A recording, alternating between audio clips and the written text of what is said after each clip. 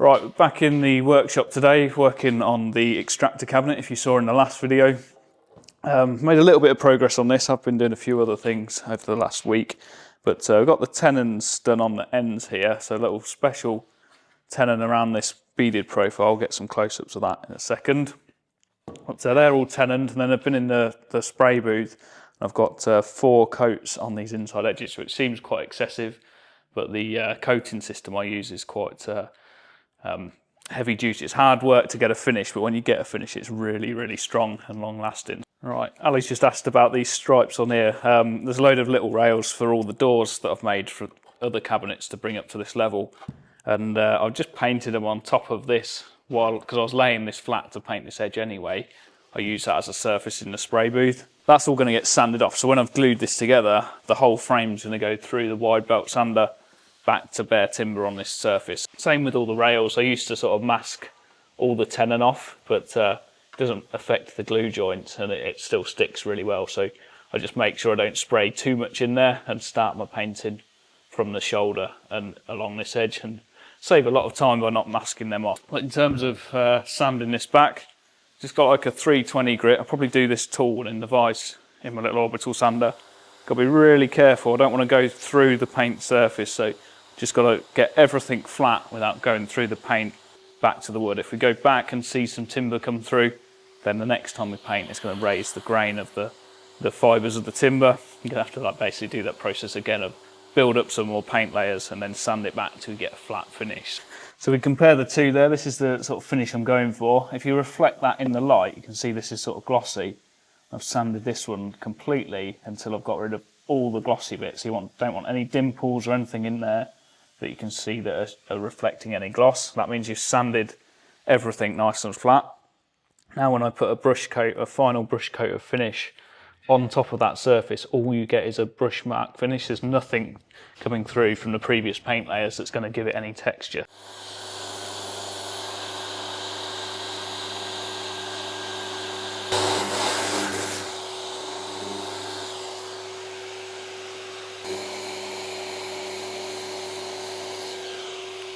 I've just stopped halfway along there just to try and highlight what I mean by making sure it's all sanded. So if you come to this end where it's sort of like part sanded it, you can see how it's going like from the orange peel all the way to down here where it's fully sanded and nice and flat. There's no sort of dimples left in the surface.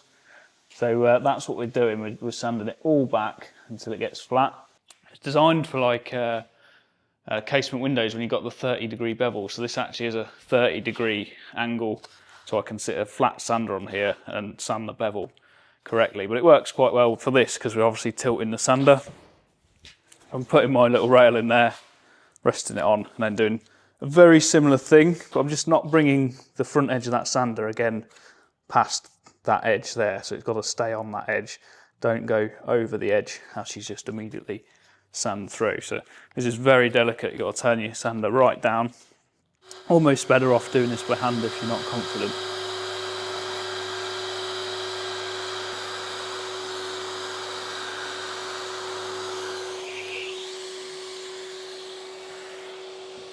Yeah, and then when people wonder why a handmade kitchen is expensive, I probably spend a whole day just on the doors doing the inside edges, just that sanding process. On a full kitchen it'd probably take an entire day, and that's just one micro part of the finishing process of them doors. So I'm just going to put a little test fit together, make sure they still work as a cabinet, and then we'll glue this one up. Get the others when the paint's dry later on, I'll bring them to the same stage.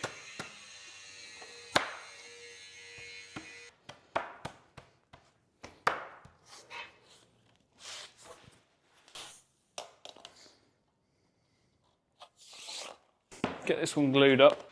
Pretty simple procedure.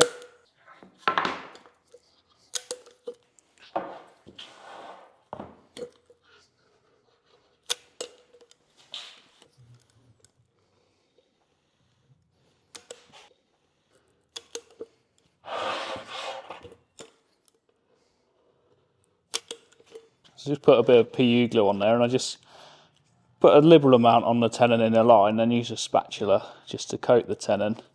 And like the residue of glue on the spatula, if you like go in that sort of lip of that groove and just like plunge it in, you're almost filling it, and then you can scrape it off. You only need a residue with PU glue on the surface, and that's enough. So you can do that all the way down there to about 5-6 mil off that inside edge, like so. Get rid of it all. You can take that off to your next piece. There's a bit of extra residue. I'll probably put too much on these.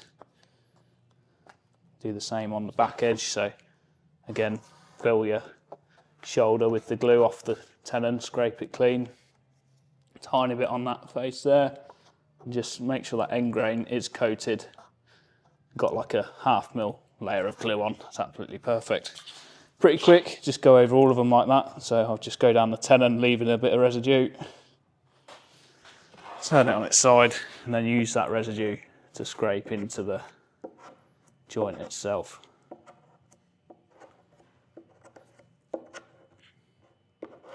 So that's probably a little bit too much in there.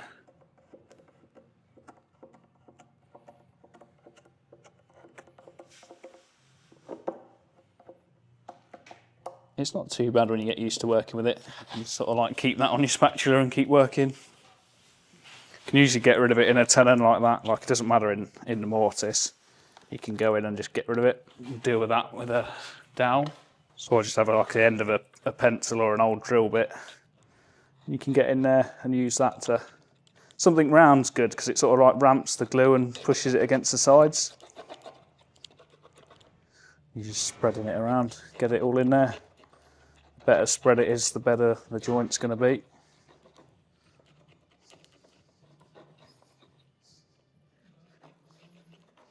You can cork just on that inside edge and it pre-corks the joint for you. So I'll show you quickly. Put a bit of cork in here on all of these. And that's like MS polymer, like a really heavy adhesive sealant.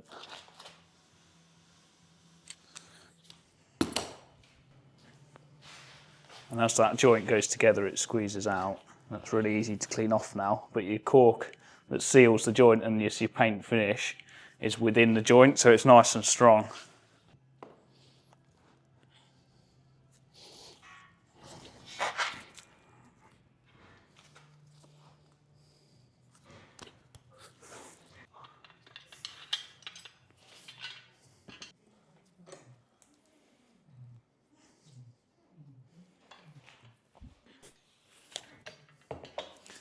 Lamps are dusty, they've not been used in a while.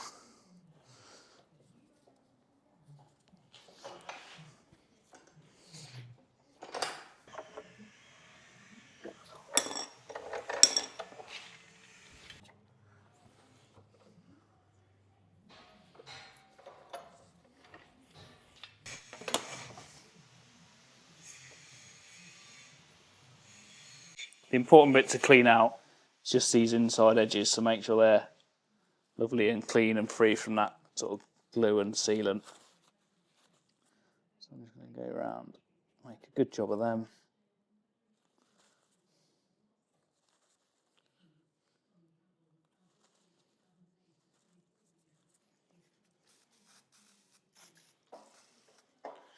Make sure they're all good.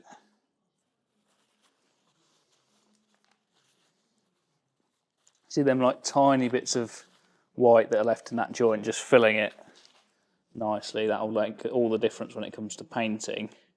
And that cork actually stops the PU glue from expanding out into the joint as well. So you know, after like 10 minutes you get like a little bubble of glue sometimes. That will help prevent that at the same time as sealing the joint ready for painting. So it's doing two jobs really. So yeah, just them inside corners is important. You can clean all this stuff off the top really easily with a chisel or a scraper a bit later on, because it's just sort of surface sanding. It's these inside ones that are hard work.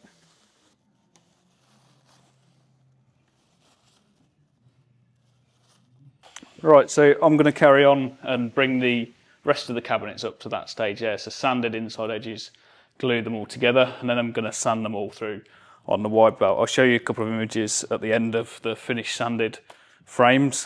These are the other ones that I'm making. They they are like either side of the Aga, so a set of double door cabinets and a single door on the side there, all in a single frame, going to be wall cupboard units, and I've got like a tricky little detail on the centre rail here to keep it nice and thin, but we've also got like twin LED lights, so there's lights either side of this on the partition. So if we look at this cross-section drawing here through the centre of that cabinet, so that's a horizontal plane cut through. This is like the upright that you see on the outside with the door here, they're the two door styles. I've actually put like a beveled edge on that rail there to give me enough room in that little corner there to get an LED light that can shine in each of these cupboards. So on the face of the cupboard it looks very normal. We've got sort of a 70mm style on the door and then a 50mm section of frame, but that bevel has just given me enough room to be able to get my partition panel in, the saw stop shelving strips to both sides, so we've got adjustable shelving, and then we've got an LED light in this back bit here as well, like just nipped in there to give us the lighting for the cabinet. So it's quite a cool detail. I'll just go and show you the actual pieces in the spray booth now.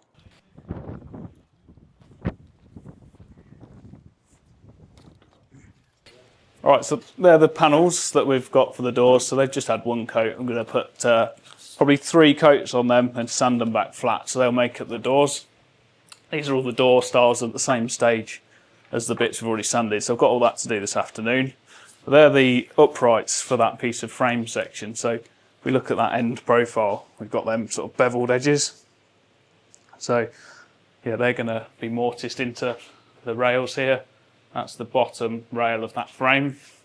We've just got a little setback to do on that mortise when we come to putting them together, so they'll sit like that. So we'll see 50mm from the outside with the same bevel as the other bits of frame, but actually on the inside we've got nearer to 65mm of frame here that we can just nip a little LED light on. So hopefully, I've never done that before, that was something I've sort of designed for that cabinet, but it should work. I can't see why it wouldn't. The only sort of risk is that the edge of the door that's going to be on the outside here is going to be more pointed. So while it's off the cabinet and we're sort of handling it before fitting, it's going to be a little bit more fragile, that door style edge is going to have a pointy piece here that it ultimately is the bit you're going to see. So if that gets knocked, it's going to be going to show up straight away. So I've got to be really careful with them doors that are going in them centre partitions. But these are all the bits, they're all the rails that you see I've sprayed, and actually I'm going to groove these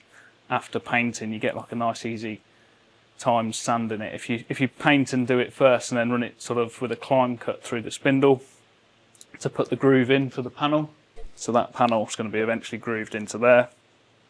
If you do that afterwards, you get a lovely sharp crisp intersection between the two. So yeah, there we go. I think that's about enough for today. Hope you enjoyed this video, and tune in next time for a similar video. Thanks for watching.